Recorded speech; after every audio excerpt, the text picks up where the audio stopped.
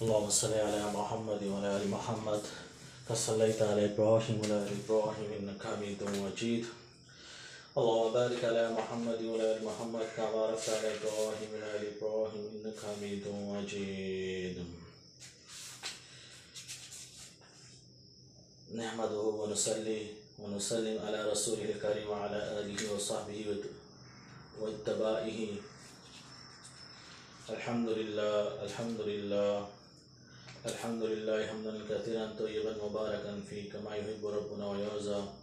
يا رب لك الحمد كما ينبغي لجلال وجهك وعظيم سلطانك.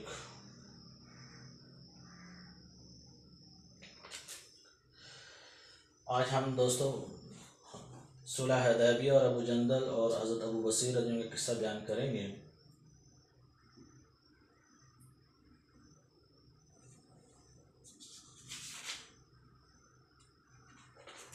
سن 6 ہجری میں حضور اقدس صلی اللہ علیہ وسلم عمرے کے ارادے سے مکہ تشریف لے جا رہے تھے. کفار مکہ کو اس کی خبر ہوئی. وہ اس خبر کو اپنی ذلت سمجھے، اس لیے مزاحمت کی اور حدیبیہ میں آپ کو روکنا پڑا.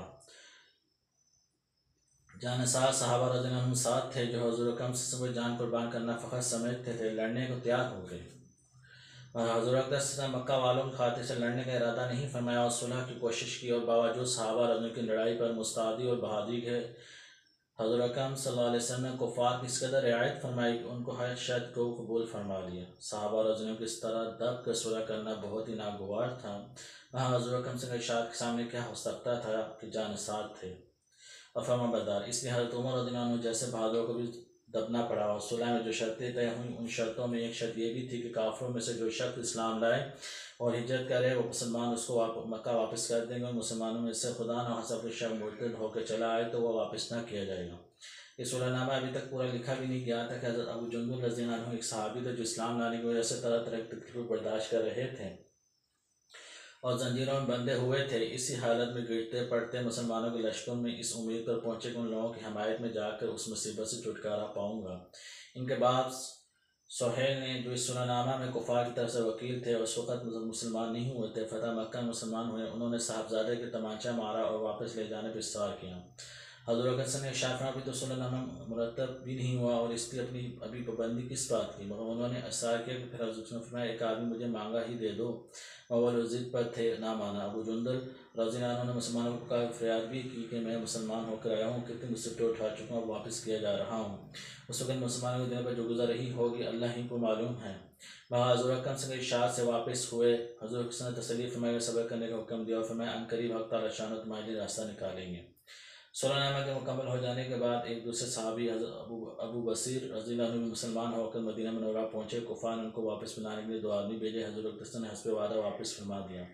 ابو بصیر رضی اللہ عنہ عرض بھی کیا کہ یا رسول اللہ میں تو مسلمان ہو کر آیا ہوں، آپ مجھے کفار کے پنجے میں پھر بھیجتے ہیں. آپ سب نے فرمایا آپ سب نے ان سے بھی صبر کرنے کو ارشاد فرمایا اور فرمایا کہ انشاءاللہ ان قریب تمہارے واسطے راستہ کھلے گا. یہ صحابی ان دونوں کافروں کے ساتھ واپس ہوئے. راستے میں ان میں سے ایک سے کہنے لگے یار تیری تلوار تو بڑی نفیس معلوم ہوتی ہے. شیخی باز آدمی ذرا سی بات بھی بعد میں بھول ہی جاتا ہے. وہ نیام سے نکال کہنے لگا ہاں میں نے بہت سے لوگوں پر اس کا تجربہ کیا. یہ کہہ کر تلوار ان کے حوالے کر دی.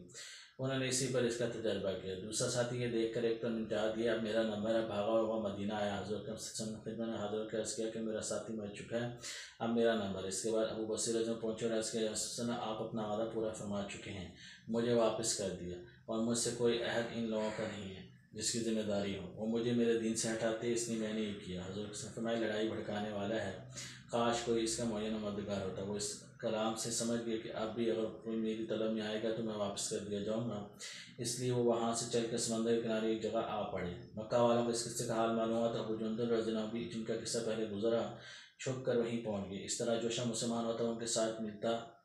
چند روز میں یہ ایک مختصر جماعت ہو گئی، مگر جنگل میں جہاں نہ کھانے کا کوئی انتظام نہ وہاں باغات اور آبادیاں. اس لیے ان لوگوں پر جو گزری ہوگی وہ تو اللہ ہی کو معلوم ہے. مگر جن ظالموں کے ظلم سے پریشان ہو کے یہ لوگ بھاگتے تھے ان کا ناطقہ بند کر دیا. جو کافر ادھر کو جاتا اس سے مقابلہ کرتے اور لڑتے حتیٰ کفار مکہ نے پریشان ہو کر خدمت میں عاجزی اور منت کر کے اللہ اور اس کا رشتہ داری کا واسطہ دے کر آدمی بھیجا کہ اس بے سری جماعت کو آپ اپنے پاس بلا لیں، یہ معاہدہ میں داخل ہو جائیں اور ہمارے لیے آنے جانے کا راستہ کھلے. لکھا ہے کہ حضرت قسم کا نامہ جب ان حضرات کے پاس پہنچا تو ابو بصیر رضی اللہ عنہ موت گرفتار تھے، حضرت والا نامہ ہاتھ میں تھا، اس حال میں انتقال فرمایا رضی اللہ عنہ وارضاہ۔ فائدہ: آدمی اگر اپنے دین پر پکا ہو، بشرطے کہ دین میں سچا ہو، تو بڑی سے بڑی طاقت اس کو نہیں ہٹا سکتی، اور مسلمانوں کی مددگار تو اللہ کا وعدہ ہے، بشرطے کہ وہ مسلمان ہوں۔ اللہ رب العالمین عمل کرنے کی توفیق عطا فرمائے۔ سبحان ربک رب العزت عما یصفون، والسلام علی المرسلین، والحمد للہ رب العالمین۔